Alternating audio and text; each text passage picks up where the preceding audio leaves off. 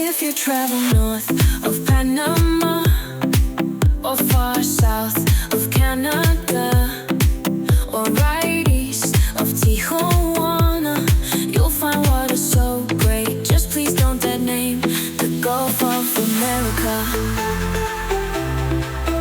The Gulf of America.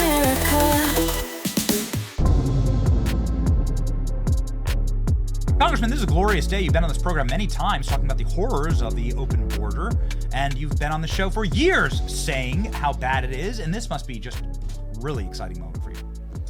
Yeah, Benny, I mean, look, it's another great step by the president, and as I said earlier, all my friends who freak out about tariffs, calm down a little bit. They are a very, very important diplomacy tool, and the president wielded it effectively here. Got Mexico straight to the table quickly. And now Mexico's got to do what they've got to do. And this is the whole point about Mexico paying for the wall. Mexico is the wall. And we got to make sure that Mexico does their part of the bargain. By the way, their border is tiny compared to our 2,000-mile border, right? So if Mexico plays ball with us, this all gets ended quickly. So the president has done the right thing here using tariffs to force them to the table, putting 10,000, for your listeners who don't know, 10,000 Mexican military up to work on their side of the border. And frankly, that's where everything should be stopping, is on their side of the river. That's such a great point that you bring up, but we don't talk about it enough. Could you pull up a map of Mexico, please? You could protect the Mexican border. I mean, the Mexican border is like the border of like Massachusetts and Rhode Island. It's so small. It's really teeny. You could lock that thing down, and I guess you could have boats and stuff coming around, but it makes it so much harder. If you close down that and the Darien Gap, then you can choke, you can stranglehold criminal immigration and do it quickly. Yeah, I mean that's a fraction of the size, the southern border of Mexico. Right. If you control that, and then of course we've got to manage people flying to Mexico, and we've got to still manage our border. But if you control the southern border of Mexico, and if Mexico is partnering with us, and by the way, if we restore the rule of law in Mexico by working with Mexico so it's flourishing, so the pressure valve is decreased coming to our country, then it's a net benefit for us, a net benefit for Mexico. And by the way, a giant step forward in basically having a 21st century Trump doctrine, if you want to call it a Monroe doctrine of the 21st century, that we rebuild the Western Hemisphere. We're seeing that movement right now with the Panama Canal. We're seeing what happened when Marco Rubio went down there, and they're like, oh, okay, I guess we won't do the China contract now because we're actually doing what we should do, which is put our force out there and then work with Colombia. Like we've got Colombia caving, we've got Venezuela caving, and now we can push China back out of the Western Hemisphere and strengthen our economy and strengthen the Western Hemisphere for everybody. We really apologize. My production team is like apologizing to you, sir, for this map that incorrectly names the Gulf of Mexico, the Gulf of America, the Gulf of Mexico. We're dead naming it. We know that's very personal to you as a Texan. We apologize for that. I mean, the only quibble I might have with the president is that it should be the Gulf of Texas. But hey, we'll take it. The Gulf of America, that works. And I was, I'm trained to look at the camera, not get distracted by the maps. Right?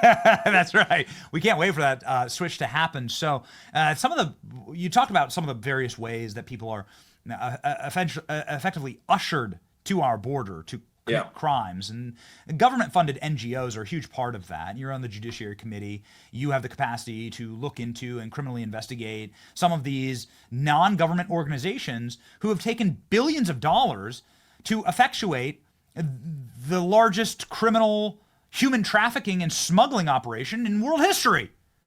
Yeah, let's understand. Perhaps it's time to put people in prison for what they've done here, including some of the bureaucrats that allowed it. No? Well, and I want to say a couple things here. Number one, yes, we need to look at it at the Judiciary Committee. I've talked to Jim Jordan about this. We're committed to doing that. Obviously, the Oversight Committee, Jamie Comer, they've got a lot of jurisdiction on that, so we'll obviously let them lead where they need to. But we need to uncover all of this to show where the money's flowed. But let's understand the importance of what the Office of Management and Budget did with their memo last week. And it's been maligned by some in the press. But let's understand why it occurred and why it was important and why the White House did it, why OMB put it out, was to go after these abuses, to stop these NGOs, to stop these grants. You're now seeing what Elon's doing with respect to USAID and all of the corruption there and the money that's flowed through that in the State Department. We've got to stop the money from flowing. And by the way, I have been, and and we've been on this show talking about it, trying to get Congress, Republicans in Congress, to stand up during the Biden administration and use the power of the purse to stop it. It shouldn't have had to wait 4 years for President Trump to do it. We should have cut the funding off. But now we've got the president lifting the lid on all of this garbage. So I hope now Congress will grow a spine so that we can put permanent reforms in place to stop this from ever happening again. And a final point, for those of us who are people of faith, Christians, I am so fed up with Christian, quote unquote, organizations who have been hiding behind these children and saying that this is somehow humanitarian aid for children, when they were the purveyors, the funders of sex trafficking that was empowering the cartels so they could go give stupid speeches like that woman at the National Cathedral who gave that ridiculous speech lecturing the President of the United States. The president is protecting children. Republicans are protecting children. And these radical leftists at the head of churches who have abandoned any doctrine that was put out by Jesus Christ for us to protect children, they're the ones that are left holding the bag on that. Yeah, why don't you read your Bibles, Bishop lady, right? Like, why don't you listen to what Christ says about what happens to people that harm kids? Correct. And when you travel to the border, and I know they would never dare, when you travel the border like we've done a dozen times, what you'll see is some of the horrors that happen to these children. The entire border, the border of your state, sir, is just littered with these little toys. The thing that horrified me was like these little toys from these kids, little backpacks, stuff that like my kids play with, right? And so it's just strewn through the desert, right? And it's like, clearly there's so many little children that are being abused by the system. It's sick, man. It's demonic. And Benny, when I first got to Congress, and I knew this from before, but when I first got to Congress, I went to the border multiple times in early 2019. And President Trump was there, and these early things were happening. And they had tried to stop, remember, with the child separations, all that. They were trying to stop the pressure of the cartels. Democrats threw a fit, all their fake wailing, AOC in her white pantsuit and all that garbage. Then under the 4 years of Biden, they were ignoring it. And we'd go down and we'd find the wristbands and we'd find all the children's toys. And you know what was going on, and all of the rape trees in South Texas and all the absolutely disgusting treatment. And this is one of those things that matters. President Trump is going to go down in history trying to seek those 300,000 kids, the people in his administration, the Department of Homeland Security and Tom Homan, trying to find those kids that have gone missing. They're not all in the sex trafficking trade, but some of them are. And we got to find them. And they're going to go down in history as protecting children, protecting the most vulnerable. Because if you think about DEI and you think about wokeness and importantly, the transgender nonsense and what's happening, and you listen to someone like Chloe Cole, what the Biden regime and radical progressive Democrats have done to children, look, I'm going to have to answer a lot to my Lord and Savior, Jesus Christ, for my failures on this planet. But it isn't going to be that I was turning a blind eye while children were being abused, both for the radical left, for their progressive ideology with transgenderism, or for cartels to exploit these kids while they turned a blind eye in the name of compassion in terms of immigration so that they could buy votes. And that's what they thought they were doing. And now we're flipping that script because we're actually believing in common sense, security, sanity, safety for our kids, and rebuilding our society. Yeah, it's amazing. You actually see images like this, and you saw Selena Gomez crying this weekend. Yeah. And you see these images, and you're like, you've never done this for Laken Riley, right? They screamed when Laken Riley's name was mentioned to Joe Biden during the State of the Union a year ago. You see these images of AOC weeping and crying for when you zoom out, what she's crying for are the drug smugglers. She's like very upset. She's very upset that criminal cartels can no longer operate with impunity. That's what she's sobbing over. That's what she's very upset about, right? She's like, Selena Gomez is upset that the criminals are being deported, Congressman. Well, and by the way, all of that stuff with AOC at the fence, there was nothing across the other side of the fence. That was all acting. And, and where is all of the concern for, as you said, Laken Riley's family? Where was the concern for Alexis Nungray, whose daughter was taken from her last July?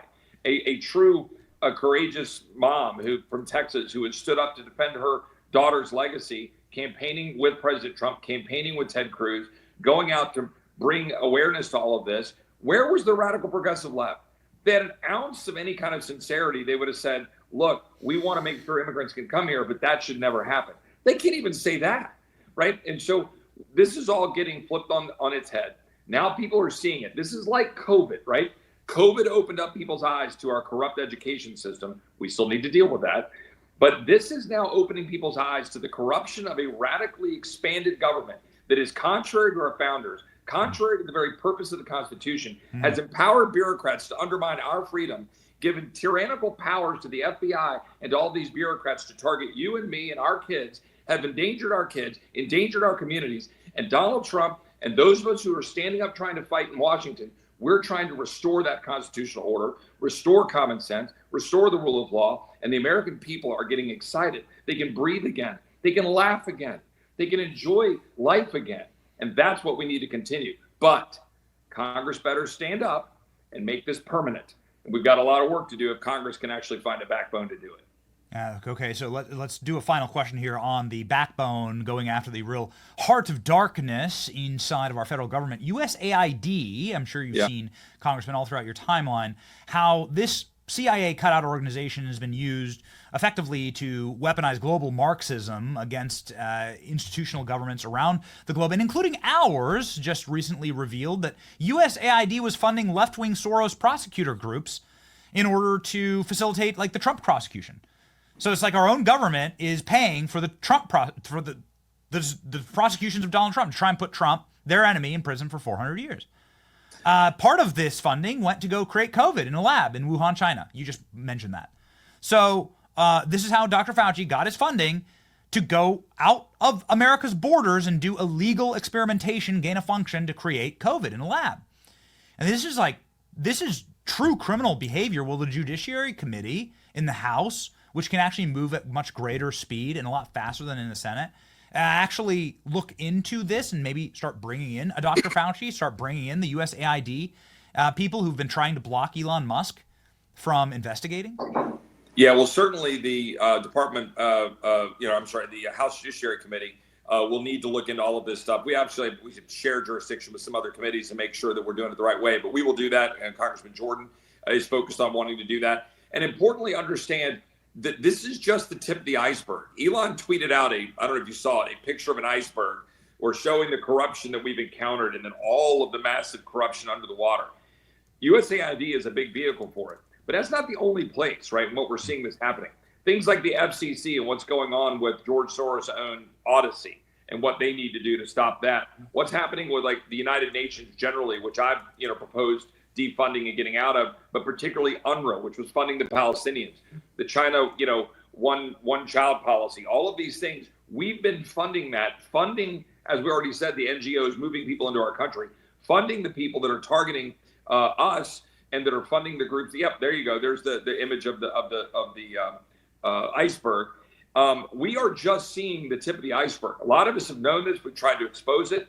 And I'll say in some modest defense for some of us, people say, well, you're grandstanding. You go out and you give these speeches. Well, God almighty, I've been trying to get this stuff out for people to see. And we've done some of that, which has led to this, right? Hammering UNRWA, hammering the United Nations, hammering these grant programs. But it is so corrupt. And by the way, the founders knew this. It's why we were not supposed to create this fourth branch. We weren't supposed to create a bureaucracy that's unaccountable to either the president or us. And right now, everybody freaking out about the president's use of power. It is a unitary executive. The president of the United States can hire and fire. And, we, Congress, can then control the purse strings and have hearings. But that's what this is all about. Congress has been abandoning its duty for decades to use the power of the purse to constrain all of this. The president is changing the game. Congress needs to learn from that, put in barriers and guardrails to this ever happening again, and help him break it down. So you would be in favor of a full-scale investigation into USAID? And all of it, not just USAID, all of it, all of the various grant programs, all of the various, the money going through the United Nations, all of it, including USAID. Very quickly here, Dr. Fauci, I just haven't asked, but it's something that I want to bring up because the American people really do want justice. I believe he's history's greatest monster, arguably has led to more pain and suffering and horrors worldwide than anybody living today.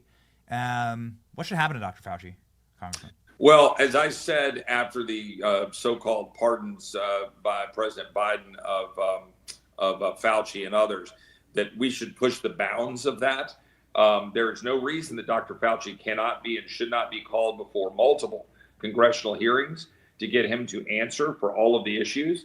If he's pardoned and therefore the president has given him the ability to escape any kind of prosecution for whatever he says, then what are you worried about?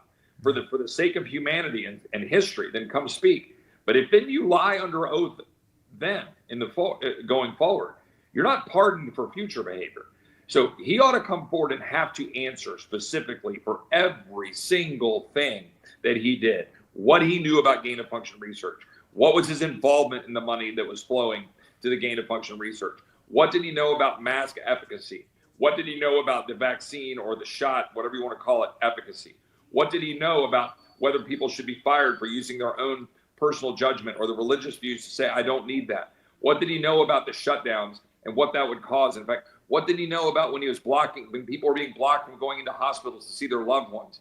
All of the things that, and I didn't even touch the tip of the iceberg, all of the stuff that crushed economic growth, caused hardship, caused people to lose their businesses, caused people not to see loved ones, caused people to die because they took a shot they were mandated to take or lose a job because they wouldn't. All of that stuff. He knew, and he was at the center of it, and he was arrogant, and he was smug, and he was using his power to enrich himself while undermining the safety and security of the American people. He should have to answer for that in front of the American people and take a grilling. And then we see what the stretch the bounds of what the pardons actually mean. Yeah, I love that. What school of law, what body of law says that you could be pardoned for no crimes that you've been charged with? I mean, I really would love to see the challenge of these pardons. Like, are they even legal? Can you just blanket pardon someone who hasn't ever been charged? At least Hunter Biden was charged and was facing prosecution for things. Like, this makes no sense. It seems like a terrible precedent to set. Nonetheless, Congressman, we're really thankful for you coming in and, like a bull, breaking down some of these walls around the corruption inside of our federal government, and we very much look forward to 4 glorious years of this, and maybe more. We've had 4 years packed into 2 weeks, so just look forward to what we have going forward, and your bull reference. So we got the San Antonio rodeos coming back here in 2 weeks, back in San Antonio. It's rodeo season in Texas, so it's a good reference. Hell yeah, there it is. There's Congressman Chip Roy right there in Texas on a farm. On the farm, you live on a farm, yes? Okay. 10 acres. In Texas, that's just basically a postage stamp. But yeah. Oh, man. Take the bull by the horns. The great Chip Roy. Go follow him. 500,000 Americans. Can't be wrong. Thank you, Congressman. Thanks, Benny.